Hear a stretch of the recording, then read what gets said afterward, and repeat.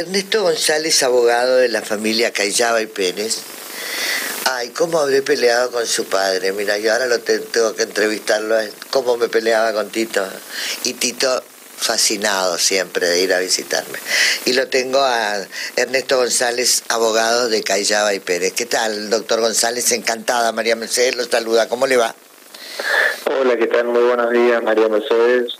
Muy buen día para vos, tu equipo y toda la audiencia. Bueno, a ver, doctor Ernesto González, ¿qué podemos decir al día de hoy? Sus acusados, Carlos Pérez y María Victoria, perdón, sus defendidos, María Victoria Cayllaba, alojados en el penal federal de Orán, ¿verdad? En Salta. De Güemes, en Salta. En Salta, Güemes, perdón. Sí. Güemes, Salta. ¿Los vio usted? ¿Los pudo ver? ¿Habló con ellos? ¿La situación? ¿Y qué es lo que se sabe al día de hoy de la causa? Bueno, vamos a ir separadamente, vamos a tratar los puntos uno por uno. En cuanto al estado de salud de ellos, estado anímico, en sí, la situación personal, física de ellos, se encuentran en Salta. Tuve la posibilidad de ir a hablar con ellos hace una semana aproximadamente, al día después de su traslado. Sí. Me manifestaron que estaban en muchas mejores condiciones estando ahí en Salta, en un complejo penitenciario federal, que en una comisaría de Corrientes, condiciones habitacionales en el sentido de que tenían lugar donde bañarse, comida, ropa, lugar donde dormir. Entonces se encuentran en muchas mejores condiciones. Continúan en esa. O sea que les gusta estar más en el penal que en una comisaría. Exactamente. Las comisarías no están destinadas al alojamiento de personas, sino claro, provisorio. Pero ellos se encuentran bien ahí. Cuando yo me fui, tuve la posibilidad también de hablar con ellos respecto a todas estas hipótesis que fueron surgiendo a lo último, que lo más reciente en ese momento cuando estaba allá fue lo del atropellamiento. Hablamos aproximadamente el día sábado, tuvimos 7 horas y media de entrevistas, donde me contaron todo lo que había sucedido. Yo le puse un poco al tanto de la situación que se estaba viviendo afuera. Respecto al accidente me dijeron que era algo prácticamente imposible, que las pericias que necesitaban o que consideren pertinentes, las cuales están haciendo todavía. Respecto a la situación procesal de ellos, qué es lo que está por ocurrir con ellos o en qué situación está, les recomendé que declaren. Les recomendé que declaren porque están en un gris en el cual, como ya habrán visto, hay diferentes personas involucradas en el hecho que están acusadas, o en principio estuvieron acusadas por un delito. Después esa calificación jurídica cambió, pero su situación procesal no. Es decir, la de estar privado de su libertad. ¿Por qué? En un primer lugar, habían 3 personas que fueron detenidas con prisión preventiva dictada posteriormente por abandono de personas. Luego se amplió eso por un supuesto de trata. Luego se volvió a, no digamos que se amplió porque esto ya en foro federal, que con la 7ª detenida que fue la Avelina, volvió a cambiarse un poco la calificación, un poco digo porque se puede ampliar, volvió a cambiarse la calificación jurídica y ya no se habla de trata de personas sino de sustracción de menores. Entonces, ante esta multiplicidad de imputaciones, la situación procesal de todos ellos no es clara, porque en principio se hablaba de participación, después se hablaba de coautoría, después se hablaba de entorpecimiento de la investigación. Es decir, nosotros estamos ante una mezcla de situaciones procesales por las cuales cada uno de los imputados está privado de su libertad. ¿Qué es lo que recomendé? Que declaren. Todo lo que ellos me estuvieron contando en estas 7, casi 8 horas de entrevista que tuve con ellos fue el paso a paso de dónde estuvieron desde el almuerzo hasta el momento de su detención. Es decir, desde el 13 hasta el 21 de junio. Hasta ahora, luego de 3 pedidos, con urgimiento ya, de citación para que presten declaración, todavía no tenemos respuesta. Claro. Y estamos esperando justamente que se expidan respecto a este tercer pedido, si no, ya, bueno, nos quedaría recurrir a otros extremos presentando algún recurso para que puedan declarar. Ellos quieran declarar y todavía no se le da la posibilidad.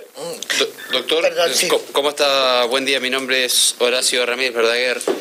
Sucede ¿Qué tal? Buenas declaraciones. Encantado. En la jornada de ayer surgió un nuevo elemento en el peritaje de la camioneta, que es la huella en el guardabarros, los restos de ADN, digamos. Exactamente, que es, digamos, una muestra de sangre. Pero no entiendo cómo queda la muestra de sangre si la camioneta teóricamente fue lavada. No entiendo eso, ahí no me cierra. ¿No sale la sangre con el agua? Te pregunto, no tengo idea, ¿no? No lo sé, a eso lo ratificó, digamos, el peritaje policial, esto de la sangre masculina, que de hecho hoy es un material requerido por la Fiscalía Federal y la Protex, digamos, para ese cotejo genético.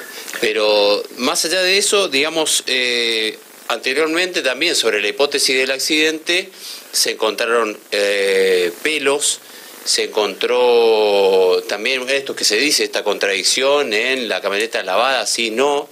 De hecho, también se analizó el gesto de Callaba y Pérez de, al perderse un niñito, ellos, digamos, desentenderse de la situación e ir a mirar un partido de fútbol, ¿no? Claro, el partido de River era. ¿Y la pregunta? Bueno, sobre esto, digamos, esto es lo que valida o lo que sostiene hoy la hipótesis del accidente, y por lo cual, digamos, los Callaba y Pérez están detenidos. Sí.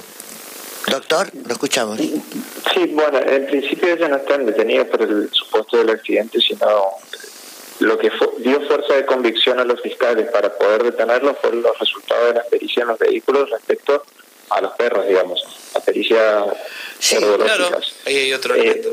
Respecto a este accidente, nuevamente estamos en un no sé, porque surge esta hipótesis del accidente a partir de la declaración de Laudelina. De Laudelina en y Corrientes, ahora así es. Surge que esa declaración o denuncia de Laudelina fue una denuncia inventada y que ella y su familia fueron prácticamente sobornadas y posteriormente coaccionadas. Claro, que todo eso hay que comprobar. Si Laudelina mintió una vez, puede seguir mintiendo, puede mentir la hija, puede mentir la todo. Hay una cadena de mentiras en todo esto, doctor González, usted sabe que es todo así. Por eso mencionaba los elementos de prueba. Y sí, claro. Objetivamente son indicios que se investigan. Claro, ahora lo que tenemos que esperar es que, bueno, esas muestras obtenidas del guardabarros sean compatibles, más allá de ser compatibles con ADN humano masculino, que sean compatibles con las del OAN.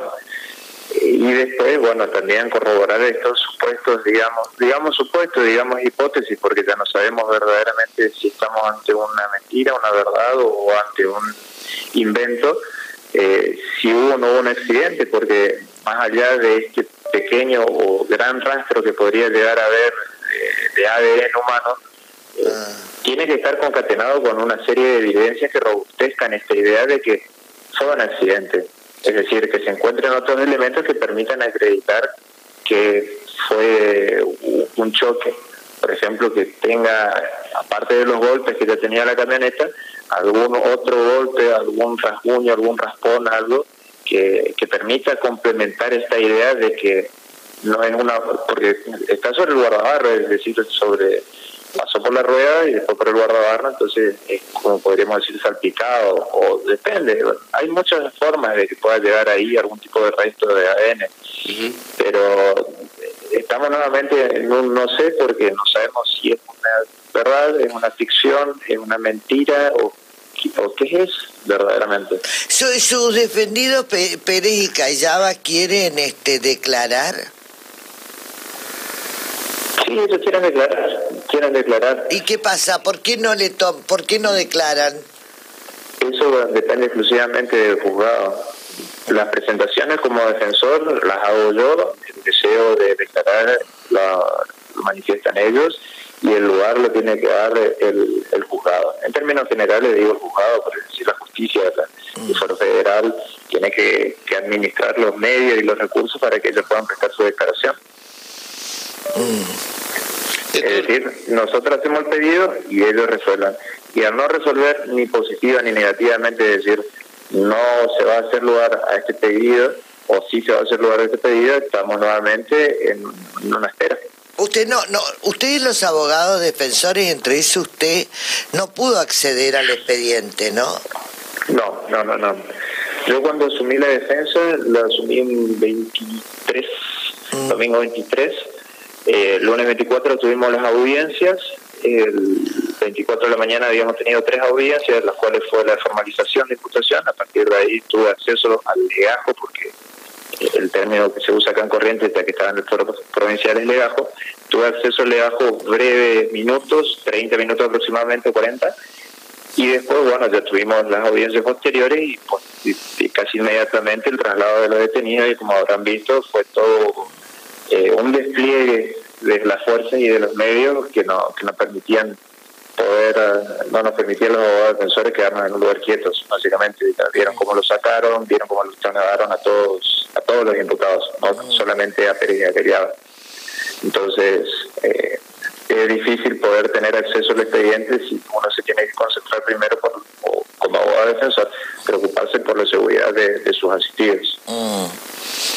Ahora, no, ¿de qué estarían acusados específicamente al día de hoy Carlos Pérez y Cayaba, doctor? Sí, ellos están imputados, ese sería el término. Ellos siguen imputados por el delito de trata de personas, sustracción de menores con fines de explotación en calidad de coautores, es decir, ellos son los 2 principales responsables.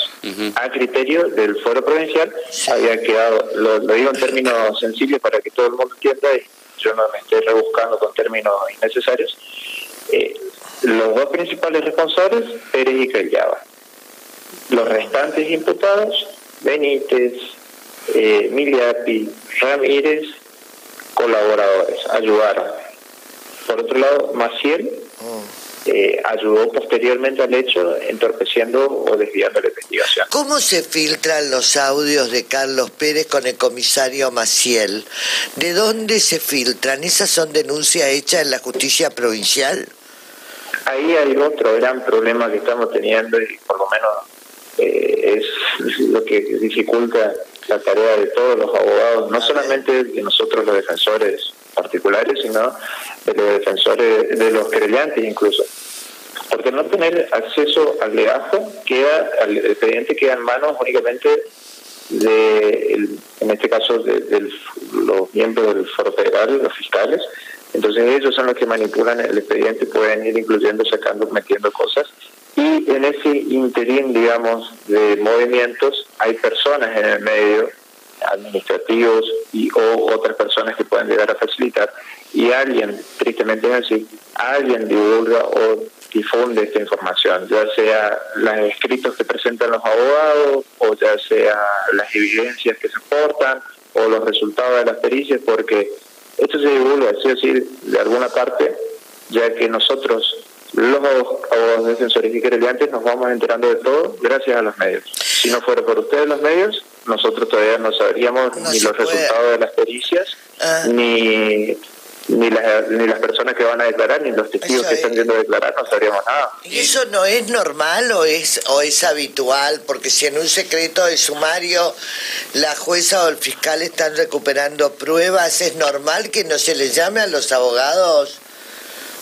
Es que dependiendo del tipo de prueba, digamos prueba que se esté produciendo, se esté llevando adelante, se va a notificar a los abogados. Por ejemplo, el tema de las pericias en los teléfonos se da aviso, porque estas pericias en los teléfonos o pericias en los vehículos son en teoría o en principio de carácter irreproducible, es decir, se tiene que hacer una sola vez.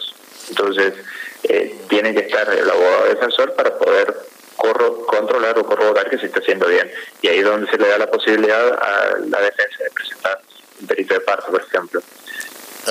Doctor, pero hay algunas cosas que a nosotros nos avisan y otras que no. Por ejemplo, la citación de testigos o de todas las personas que habrán visto que fueron a declarar en las últimas horas, sí. Claro, hasta los videntes que fueron a declarar como testigos, a nosotros no nos avisan. Nosotros vamos enterándonos porque justo hay algún medio que está fuera del juzgado y la publicidad de eso. Pero nosotros no sabemos. ¿Usted cree no sabemos cuántas personas fueron, no sabemos cuántas personas van a ir a declarar, ¿no? desconocemos. ¿Usted cree que la declaración de Callava o de Pérez, o de ambos, pueden esclarecer el caso? Sí, claro, eso, quería saber qué le dicen, si se puede saber. Más que esclarecer el caso, esclarecer su situación particular. ¿Por qué? Porque por ahora, hasta el momento, a ojos de la justicia, o viéndolo desde el punto de vista de la justicia, ellos son los principales responsables. Claro. Pero ¿qué es lo que nos está quedando en claro? Que fue algo que se había cuestionado ya en el foro provincial, en las audiencias que habíamos tenido, la mecánica del hecho. Hasta ahora nosotros, en el hipotético caso, hablando en un hipotético caso y fantasioso caso, Pérez y Callava fueron quienes se llevaron a Loan, según los fiscales de provincia. ¿Pero cómo? En la formalización de imputación, que en teoría es dar conocimiento al imputado del hecho que se le atribuye, es decir, qué fue lo que hizo, lo único que se limitaron a hacer los fiscales de provincia fue Pérez y Callava se llevaron a Loan con fin de explotación. Y para hacer esto, se valieron de la ayuda de tal y tal. Y allí termina todo el relato del hecho. No hay una mecánica de la forma en que hipotéticamente se lo llevaron, si se lo llevaron en un vehículo, se lo llevaron en otro, lo trasladaron a un punto, lo trasladaron al otro, hubo otra persona que intervino o no. Entonces queda corto o breve de relato, un relato fáctico muy corto, muy incompleto. ¿Cómo llega usted, doctor González, Ernesto González, cómo llega usted a Pérez y a Callava? A Pérez, yo soy, padre oriundo del interior, de ahí cerca de la zona, era conocido. Sí. Yo hace unos cuantos años de trabajo y me muevo por todo Corrientes, ya sea Bellavista, Santa Lucía, Boya, Esquina, Saladas, todo el interior me manejo, y como también hago la rama de derecho penal igual que mi padre, de a poco me estoy haciendo renombre, creo, a cierto punto por algo me contactaron, y su situación particular. ¿Por qué? Porque por ahora, hasta el momento, a ojos de la justicia, o viéndolo desde el punto de vista de la justicia, ellos son los principales responsables. Claro. Pero ¿qué es lo que nos está quedando en claro? Que fue algo que se había cuestionado ya en el foro provincial, en las audiencias que habíamos tenido, la mecánica del hecho. Hasta ahora nosotros, en el hipotético caso, hablando en un hipotético caso y fantasioso caso, Pérez y Callava fueron quienes se llevaron a Loan, según los fiscales de provincia. ¿Pero cómo? En la formalización de imputación, que en teoría es dar conocimiento al imputado del hecho que se le atribuye, es decir, qué fue lo que hizo, lo único que se limitaron a hacer los fiscales de provincia fue Pérez y Callava se llevaron a Loan con fin de explotación. Y para hacer esto, se valieron de la ayuda de desapareció tal y tal. Y allí terminaron, no se imaginan qué pudo haberle pasado. Sí me manifestaron, obviamente, como yo le digo, su preocupación de ojalá que esté bien, ojalá que aparezca, va a estar bien, va a estar sano y salvo, ojalá que aparezca así, y que únicamente están preocupados porque aparezca. Incluye llanamente eso. Más allá de toda su situación, que obviamente me manifiestan, esto es una situación que ellos no tienen vínculo, relación alguna con la desaparición, y que obviamente... ¿Y qué dice de lo que ven en la tele? Porque su defendido dice que pertenece a los servicios de inteligencia, o que perteneció a los servicios de inteligencia. Bueno, hay otro punto importante. Yo últimamente no estoy viendo la tele directamente porque... Pero ellos verán. No tienen acceso a la televisión. ¿No? No. Pero obviamente yo le hago estos planteos porque, es decir, todos estos planteos de las hipótesis que van surgiendo, porque tienen que tener conocimiento. Por ejemplo, que la niña Sofía Herrera, que desapareció, la vincularon directamente con la hija. Carlos Pérez, con Carlos Pérez, más allá de que Sofía Herrera tendría que tener alrededor de 19 años y la hija de Carlos Pérez con quien supuestamente la vinculan, o quien dicen que es Sofía Herrera, apenas llega a los 14 años. Me parecía Entonces, que sí, que era una nenita mucho más chica que lo que tendría Sofía, me pareció a mí, ¿no? Claro, a ojo nomás, así de mirar. Sí. Pero bueno, se dicen muchas cosas. Surgen muchas cosas, surgen muchas hipótesis, surgen un montón de cuestiones, digamos, más allá de lo cuestionable que sea la veracidad de las palabras, de los dichos, de los inventos, porque muchas veces son inventos. Ya no me centro en eso, sino que me centro en poder formar o concretar una defensa adecuada a la situación de ambos. Le vuelvo a preguntar porque me interesa sobremanera, en estas largas horas de conversación que tuvo usted con sus defendidos, ¿qué le dicen de Loan? No es que me dicen de Loan en el sentido de más allá de lo que le digo, la preocupación de un nenito, de pobre niño que estaba con el padre y de un momento para el otro desaparece y que la familia esté viviendo toda esta situación, es decir, la familia de Loan. Por lo poco que me pudieron decir, lo que vieron, porque a él no es que lo conocían mucho, sino que lo conocieron ahí en el momento, que era un niño como cualquier otro, muy pegado a su padre, que estaba todo el tiempo con su padre, energético, digamos, un niño como cualquier otro niño normal, nada fuera de lugar. Claro, con la diferencia que este está desaparecido hace 26 días, ¿no? ¿Cómo? Disculpe, se cortó un poco. Que con la diferencia de otros niños, este está desaparecido hace 26 días y eso sin lugar a dudas debe sacudir a todos, también a sus defendidos, me imagino, ¿no? Que el chico no aparezca, doctor, es preocupante que a 26 días los chicos no aparezcan, que este chico no aparezca, esto es terrible. Y cada día que pasa, tristemente, es un día perdido porque la inacción en ciertos puntos de varios organismos, digamos, en términos generales, lo deja cada vez más lejos, porque es una triste realidad. Cada día que pasa, cada día que se pierde, porque es un día que no está Loan con su familia. No sabemos dónde está, hay algo que a todos nos gustaría saber. ¿Y qué dice a eso María Victoria Cayaba, que es media pariente de la abuela Catalina, que es la abuela de Loan? ¿Qué dice ella específicamente como mujer y como madre? ¿Qué le pasó? ¿Qué pasó? ¿Qué le dice? Dentro de lo que usted pueda contar, por supuesto. No, disculpe, de este punto ya no sabría porque no hablamos ningún tipo de vínculo o relación de parentesco entre doña Catalina y María Victoria, entonces no sabría decirles si tienen o no vínculo de parentesco. Lo dijo Catalina,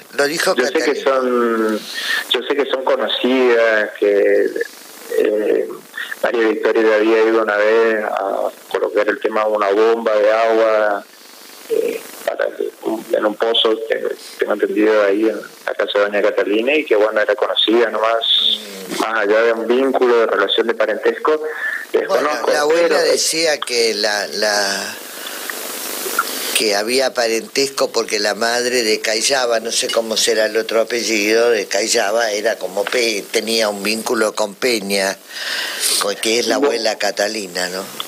Bueno, ahí yo quiero hacer una aclaración como persona que también se mueve por el interior y tengo mi familia ahí, familiares en las zonas aledañas. El pariente es casi cualquiera. Es una costumbre, digamos, más de aprecio y de cariño decirle tío, sí, al amigo o al conocido de un padre, por ejemplo. Entonces ya queda ese vínculo como tío, o el primo de mi primo, entonces ya somos primos, entonces de ahí se van derivando esas vinculaciones. O sea, no propiamente con una línea de sangre, es decir, el hermano biológico de mi padre es mi tío, sino que el amigo de mi padre, por el cariño y el aprecio, ya es mi tío. O el primo de mi primo ya es mi primo por el cariño que se podría llegar a tener. Pasa muchas veces. Desconozco si esta es una situación particular o no, pero es usual. Bien. ¿Alguna pregunta más para el doctor? No, vuelvo a los audios, doctor, filtrados, que ayer, digamos, fueron pasados por un programa de televisión en TN. ¿Cuál era la vinculación de Pérez con Maciel? ¿Cuál era el vínculo?